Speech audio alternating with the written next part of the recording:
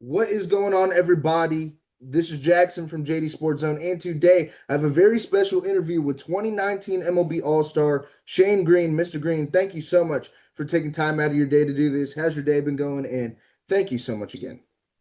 No problem, brother. Appreciate you having me. I had an early morning. I had an 8 o'clock tea time. I came home, took a little nap, got a coffee, and now here we are. I'm super excited to have you on, and I live in the Atlanta area, and I know a lot of guys are big fans of yours. And when I told them you were hopping on the pod, they were freaking out about that. But I would love to start off with my first question about your career. You were drafted in the 15th round of the 2009 MLB draft, and you took a little bit to get to the Yankees and made your major league debut in 2014. What is one piece of advice or something that a lot of fans don't really realize about the minor league grind? One piece of advice. So the biggest piece of advice I got personally coming up through the minor leagues, I got from one of my best friends. But we were drafted the same year, and it was 2013. I was repeating high A. I was the oldest guy on the team for the second year in a row. Him and all of my other friends in the organization had already moved on to double A and triple A. And so I was pretty like bummed out that I wasn't getting moved up and that I was repeating high A again out of spring training. And he said to me, like, yo, Shane, like, how long do you want to play this game for? And I was like, I don't know, at least 10 more years, you know? And he's like, well, then what are you freaking out about? You got a jersey, go play. And if you can truly like buy into that mentality, like you can actually enjoy yourself. And then if you're enjoying yourself playing a kid's game, like you're gonna be more successful, And you that's know? great. Yeah, that's great advice, especially for younger guys, especially in the high school to college range. I played 1 year of JUCO ball, and I knew I wasn't good enough to make it through the rest of JUCO ball to Hmm. D1 ball. And I wish I would have, I guess, learned that advice earlier on. And I think that's phenomenal advice, especially for somebody who's had an illustrious MLB career like yours. Now, I want to start. I want to ask a fun question. You made your major league debut in 2014 with the Yankees, and I know you came in relief for CC Sabathia, but I have the MLB starting lineup from your major league debut in Uh, 2014. Can you name the 1 through 9? I definitely won't be able to put them in like the batting order, but I'll try to go around the field. Behind the plate is James McCann. I mean, Brian McCann. Hmm. First base, Mark Teixeira. Yes. Second base, Brian Robertson. Second bit. Yes. Derek Jeter at shortstop. Hmm. Third base is the one that's gonna get me. Let me skip that for now. Left field, Brett Gardner. Center Hmm. field, Jacoby Ellsbury, and right field, Ichiro. It is Ichiro came in later in the game, but he did not start. Mm, uh,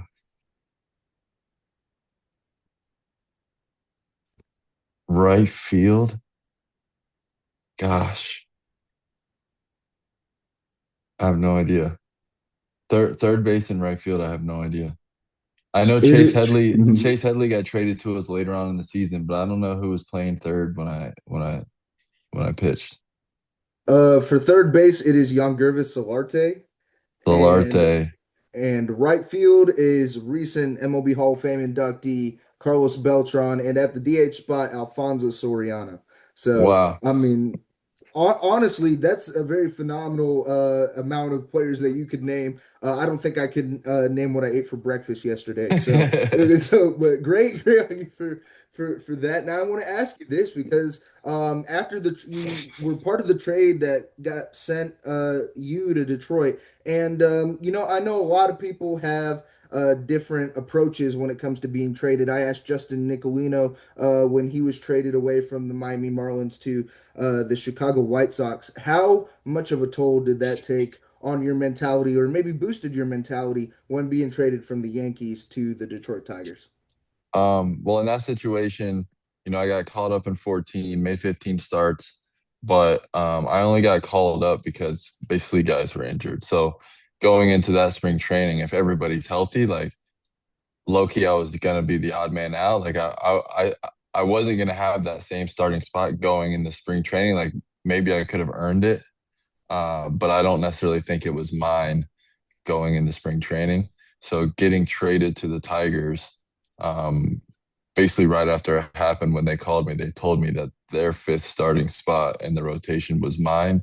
And the only way it wouldn't be mine coming out of spring training would be if I lost it, essentially. But a lot of bad things would have to happen for that to happen. So um, it was crazy emotions because you kind of feel like you're getting broken up with in a sense, but the new team obviously wants you for a reason, and they gave me an opportunity to play in the big leagues for 5 straight years. So extremely grateful for that. Extremely grateful for the Yankees organization for taking a chance on me in the draft in the first place, and getting to play with those names that we just talked about in the big leagues, and being there for Jeter's last hit in Yankee Stadium, and like that whole thing was incredible. And then getting traded to an organization like the Tigers, and then being able to be in the big leagues right away and contribute to try to win. It was, I mean, it was a completely different experience, but which was also a super good experience. But the when the Tigers traded me to the Braves, that experience was different because that was in season trade deadline, where the Yankee to Tigers was off season. So I was home, so I was just chilling, and then kind of got good news essentially. Like I knew I was gonna have to fight for a job, and then next thing you know, I'm getting told I'm basically in the big leagues. So Great to hear that story, especially from, the mentality as a pitcher being traded mid-season and also like in the off-season. And, especially from the transition from the Yankees to the Detroit Tigers. You had an illustrious career with the Tigers, man. I was a big fan of yours when you played in Detroit. And, you had an All-Star nod in 2019. I would actually love to ask you about that because I asked Jan Gomes this last week about the 2018 All-Star week. 2019, you got the opportunity to play in Cleveland as a Detroit Tiger. Was there any, I guess, fun moments from that 2019 week that you remember? um, yeah, I mean, so for me, the All-Star game being in Cleveland that year was kind of a full circle moment because my first major league start, so not my debut, which we talked about, but my actual first start with the Yankees was in Cleveland. And then I made the All-Star team, and then that game was in Cleveland. So that was kind of cool for my family and friends. But the best part about that weekend was just having all of them there, and kind of celebrating that with them. Like grew up with all those guys, and obviously my family and family friends, like being a kid and growing up watching the home run derby and all this stuff, and now they're all in the stands while I'm on the field enjoying it. So um really just embracing the whole scenario and having some adult beverages along the way. It was a good time. I'm glad to hear that it was a great time, especially in Cleveland. Now, I'm not really too familiar what Detroit and Cleveland are known for food wise or drink wise. Do you have any go-to drink or food spots in the Cleveland, Detroit area that you tried during your MLB career? So at the Ritz in Cleveland, they got this butterscotch cake on the room service menu. Wow, fire. Like can't order just one at a time. Got to order at least two when you order them. And then in Detroit, my main spot in Detroit was called Toast. It was my breakfast spot. I was there like every morning basically. But I've always been a margarita guy. You can kind of get one of those anywhere, but it's hit or miss. Yeah, I'm a big strawberry margarita guy. I don't Yeah. say that a lot on the stories, but a big strawberry margarita guy. So great that we can connect on that level, and it's great to hear all the different food spots from different MLB players for sure. Now I want to talk about your Atlanta stint, and I know a lot of guys here are going to be big fans when they tune into this. What was the best part about playing in Atlanta in Truist Park and such a historic city? For sports. So quick backstory, kind of. My first ever, I grew up a Braves fan, from Florida, but grew up a Braves fan. Like Chipper Jones was my guy. And then first baseball game I ever went to as a kid was at Turner Field. I ended up pitching in the last game at Turner Field as a Tiger. I actually gave up the lead. I think Dansby hit a ball in the hole to give up the lead, unfortunately. But Uh, then I got traded over and got to put on the Atlanta A for real after growing up wearing that thing forever. So that was super awesome, very special, and obviously the team was amazing. And we won the division. I've played with guys that played in the big leagues for 15 years and never got a chance to pop bottles in the big leagues and play in the playoffs. So getting that opportunity and doing that, and then taking that into the 2020 season, and it was COVID, and that's a whole different story with the short season and whatnot. But because we were so limited on the things we could do, like we were forced to spend a lot of time together. And the group of guys we had in that clubhouse, we meshed so good, like lifelong friends out of that locker room, especially the bullpen. Can't say enough about those guys. And honestly, I get asked all the time, like, where was my favorite place to play? And it's extremely difficult for me because I loved my time in Detroit. The city treated me awesome. I was there for 5 years, which is an extremely long time. Um, it was very like homey feeling, um, like comforting my family and friends, like super easy for them to get to the field and go to games and whatnot. But in Atlanta, man, there's nothing better in baseball than Friday, Saturday night game in Atlanta, packed house. They turn the lights off, do the chop, like nothing better, bro. So I have mixed emotions when I answer that question. I don't even think I can answer it honestly. But the time I had in Atlanta will have a special place in my heart forever, no doubt. It's cool to hear that your career is full of full circle moments from, the Cleveland start to you growing up a Braves fan. I live in the Georgia area, but I'm a big St. Louis Cardinals fan. So I was watching with a bunch of my buddies in 2019 and all the stuff there. And they hate on me for not winning a World Series since 2011. It is what it is. But they're big fans of yours, and I have had the opportunity to see you play in Atlanta. So it's great to finally get you on the pod and hear how much love you have for Atlanta. Now you talked about popping bottles in Atlanta and playing in a playoff atmosphere. I would love to ask you this because there's a big difference when it comes to atmosphere and playing a regular season game to a playoff game. What was that experience, I guess personally, like for you? What was the biggest difference? The biggest difference I think is at least for relievers, like it's all hands on deck as soon as the game starts in the playoffs.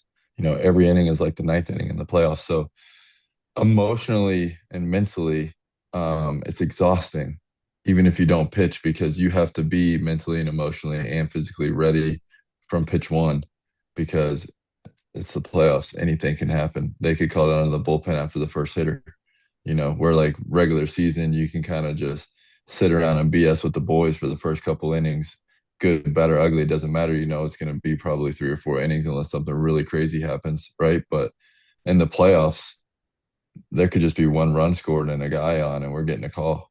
You know what I mean? So um, that I think is the biggest difference. But the amount of adrenaline and nerves that run through your body as a reliever because of that, it's like a drug, man. Like there's no other way to explain it. Like, don't get me wrong, your first time running out there for your debut is like a feeling you'll never ever have again. But the closest thing you'll have to that is every time you run out there in the playoffs. It's good to hear that perspective, especially from a pitcher who played in the playoff atmosphere. I asked Jake McGee the same question about like the whole 2020 season and playing in a playoff atmosphere in that realm. And a lot of Braves fans thank you for your phenomenal playoff runs in the 2019 and 2020 era. And it's again great to hear the stories from there. And I kind of want to shift to 2020. Obviously, you talked about a long story, short season.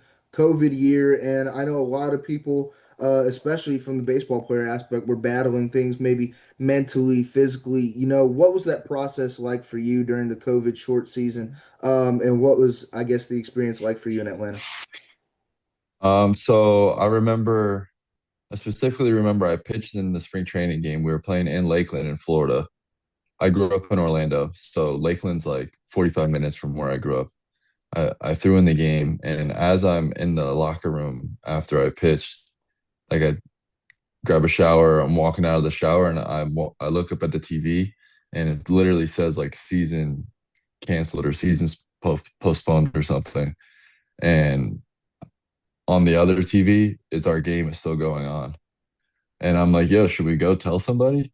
You know, like it feels like we shouldn't be playing anymore. Like somebody could get hurt. You know, somebody's literally their career could end right now if they blow out a ACL or something, and while they're telling us the season's over or canceled or whatever, right? So I'm like getting one of the clubbies. I'm like, yo, should we go tell somebody? Like I feel like they probably have no idea out there.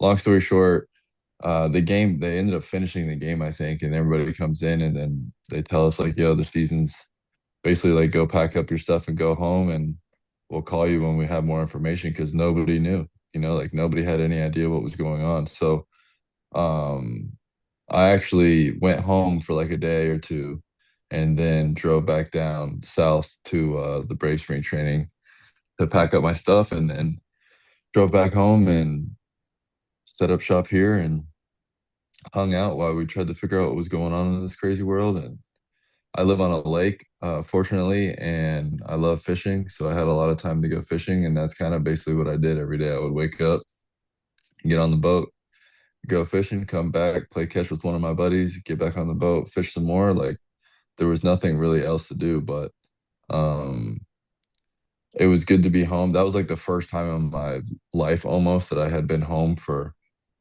that long, essentially, you know. And then we did the spring training 2.0 thing in Atlanta.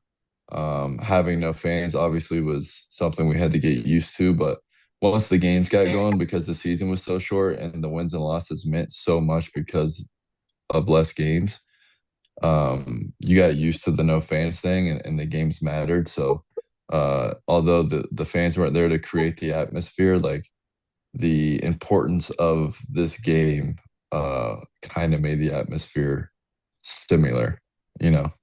So like I said, it was crazy experience because of all that, but extremely grateful for that because I have some lifelong friends, all because of the amount of time we had to spend with each other. I mean, on the brighter side of things, it was great that you still created the personal connections with your teammates, depending on how much time you spent together. And, COVID season was rough for a lot of people. And it's very interesting to hear from, an MLB player who played during the COVID season in 2020. Thank you for sharing your story, especially with that. Mhm. And it's great to hear, a somewhat positive side during the COVID season. Now, I would love to ask you some fun questions because, well, you ended off your career with the Dodgers, the Yankees, and the Cubs, and you're in your first season as an MLB free agent. What kind of shift has it been like for you outside of spring training and around this time of year? Because I've seen the phenomenal content you did with Tim Anderson. I love that Mhm. video. I watched it last night. What kind of shift has that been like for you? For me, man, to be honest, it's not easy. You know, I'm 37 years old. My heart is still wanting to play. Like I can't stress enough how much I want to still play. It's just a matter of will I get the opportunity to play in the big leagues and or even in the minor leagues at this point. Like, will I get an opportunity to play in the USA? Obviously, I'm still at home, so right now, no, you know. And then it becomes a question like, at what point am I wasting my time? At what point do I need to just put my focus on building something after baseball and what that looks like. But my heart tells me that I can still get big outs and big moments. I just need the opportunity. So I have to keep working every day to try to get that opportunity until I guess I decide that either I'm never going to get it or I don't want it anymore, you know. But for now, it's taking it day by day, do what I can, control what I can control, and let God lead the way, and pray that it's um, on my way to the big leagues. And if it's not, then he's got a master plan, and whatever that is, I embrace it with open arms. So um, put him in the driver's seat, pray every day, and do what I can every day to get better, and see what happens.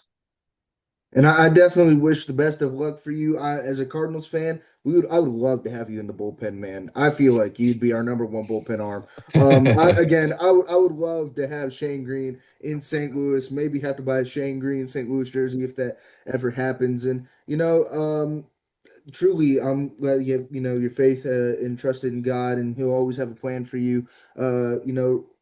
Relating down the way. Sometimes it's not about the destination, it's about the journey that takes you after. So, it's great to hear, you have that perspective. Now, I want to ask you some more fun questions before, I end off this interview. I asked this question to Brandon Moss, and I would love to ask this question to you. If you had a celebrity, that would play you in a movie about yourself, the Shane Greene story, what celebrity would that be and why? Uh, wow, good question. I want to say Matthew McConaughey because he's my favorite like storyteller, but I don't know if like his personality is my personality, you know. Uh, good question. I'm gonna say Channing Tatum, and I'm only gonna say that because he was always kind of like my celebrity man crush, if that was such a thing.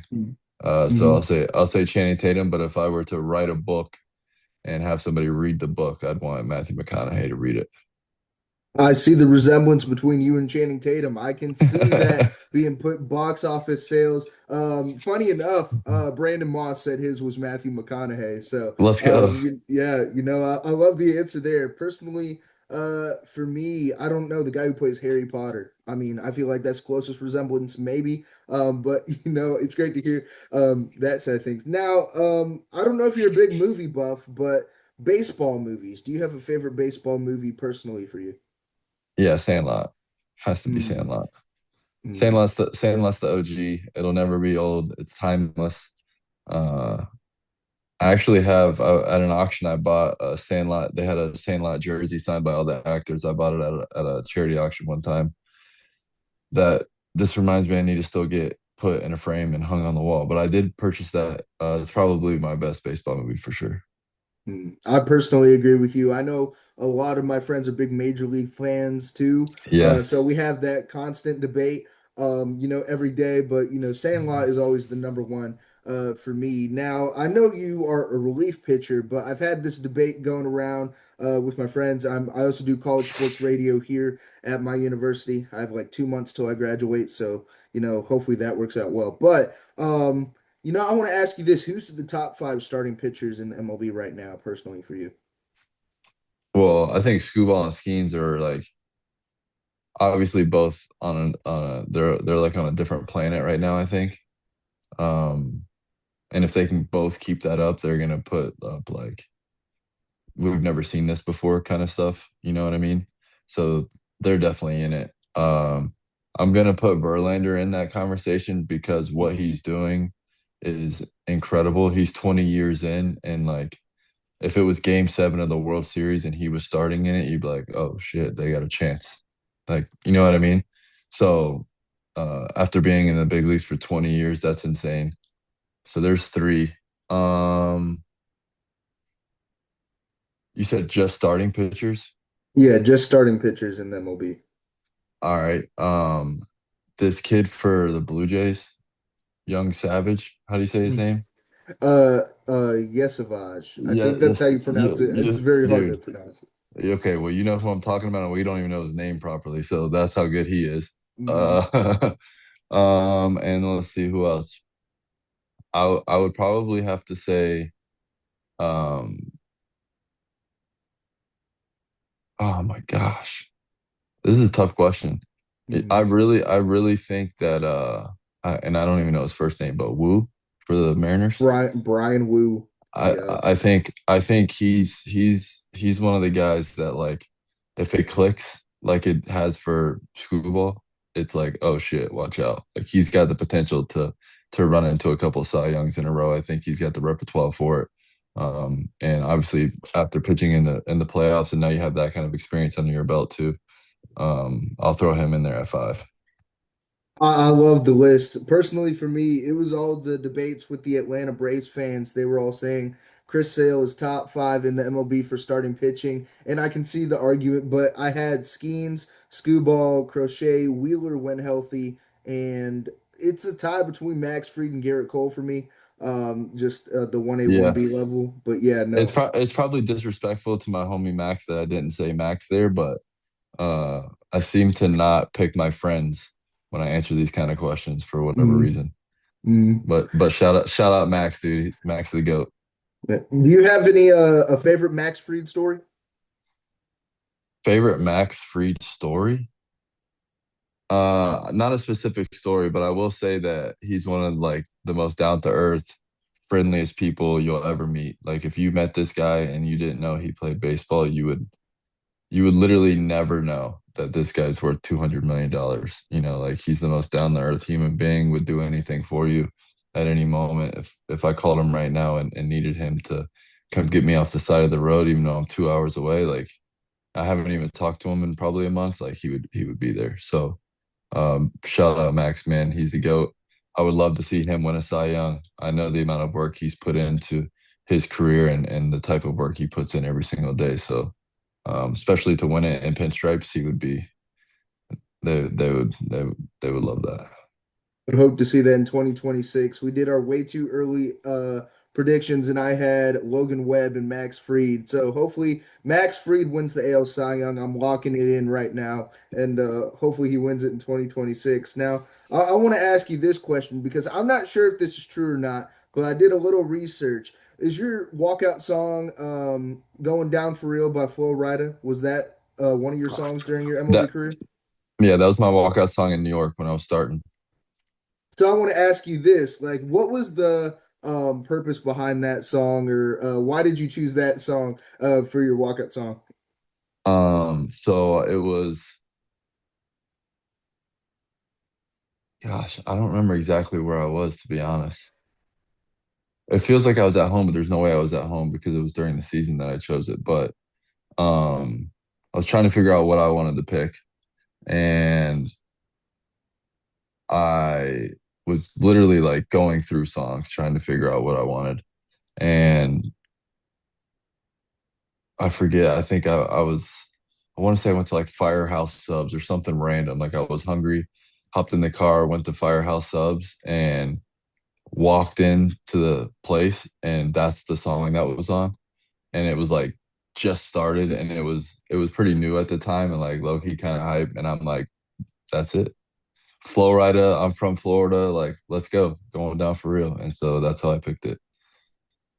I love the story behind that. I'm a big Firehouse Subs fan. I love Jimmy John's. I mean, anything to do with the sub, and that's actually kind of insane. I love the answer there for "It's Going Down for Real" by Flo Rida. I wish he'd release music nowadays, but I don't think he's released a song since My House. But Yeah. I love the story behind that. Now, Shane, two final questions for you. This question, as we're on the topic of food. Did you ever have like a pregame meal or favorite food spot outside of the ones you mentioned in Detroit and Cleveland during your MLB career? I was never like super religious with it when it came to like food like that, but I had like spots in different cities that I would go to, like breakfast spots. My favorite in the country is in Baltimore. It's called Blue Moon Cafe.